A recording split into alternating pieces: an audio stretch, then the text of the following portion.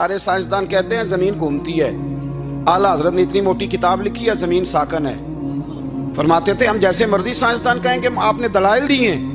آپ فرماتے ہیں جب نبی کریم علیہ السلام کی حدیث مسلم شریف میں موجود ہے کہ جب اللہ نے زمین کو پیدا کیا زمین کانپنے لگی تو اللہ نے پہاڑوں کو میخیں بنا کے قلعے بنا کے اندر لگا دیا تو زمین ٹھہر گئی.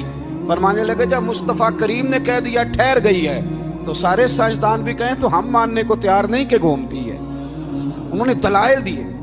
وہ ہمیں نہ روز کہتا ہے ڈاکٹر آپ کی طبیعت خراب ہے, کھانسی ہے, گھر میں کسی اور کو تو نہیں؟ ہاں جی ہے جی. وہ کہتا اسی کی وجہ سے ہوئی ہے. او خدا کے بندے, نبی کریم علیہ السلام نے فرمایا بیماری متعدی نہیں ہوتی, ایک سے دوسرے کو نہیں لگتی. اور بڑے سادے انداز میں مسلم کی حدیث ہے. ایک صحابی نے کہا یا رسول اللہ میرے اونٹ کو اس اونٹ سے خارش پڑ گئی ہے. تو اللہ کے رسول فرمانے لگے تیرے اونٹ کو تو اس سے پڑی ہے تو اس کو کہاں سے پڑی تھی؟ کہنے لگا جی وہ تو قدرتی معاملہ ہے. حضور فرمانے لگے یہ بھی قدرتی معاملہ ہے. اب ہمیں جو مرضی, اعلیٰ حضرت کے زمانے میں لوگوں نے کہا کشش ثقل ہے, زمین اپنی طرف چیزوں کو کھینچتی ہے. دلیل کیا ہے؟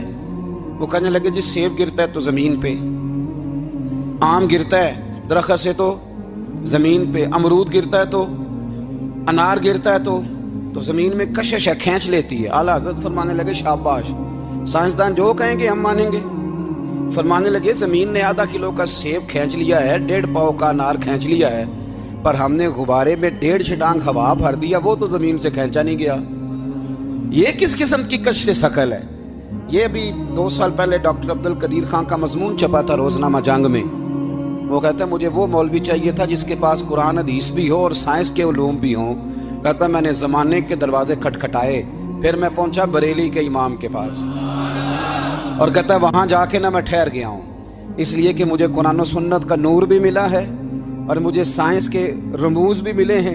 یہ واحد شخص ہے جو دین کو سائنس کا پابند نہیں کرتا بلکہ سائنس کو مدینے والے کا غلام بناتا ہے, مدینے والے کا غلام بناتا ہے. تو اعلیٰ حضرت فرمانے لگی عجیب فلسفہ ہے نا جی, آم کھینچ لیا اس نے, سیب کھینچ لیا, امرود کھینچ لیا, پر اس سے 1.5 چھٹانگ والا غبارہ. تو لوگوں نے کہا حضور پھر مسئلہ کیا ہے؟ آپ فرمانے لگے مسئلہ یہ ہے کہ ہر چیز اپنی اصل کی طرف لوٹ جاتی ہے. ہر چیز اپنی, سیب امرود انار زمین سے پیدا ہوتے ہیں تو زمین پہ گرتے ہیں. ہوا کی اصل اوپر ہے, اس لیے جب غبارے میں ہوا بھریں گے تو ہوا اس کو اوپر لے جائے گی.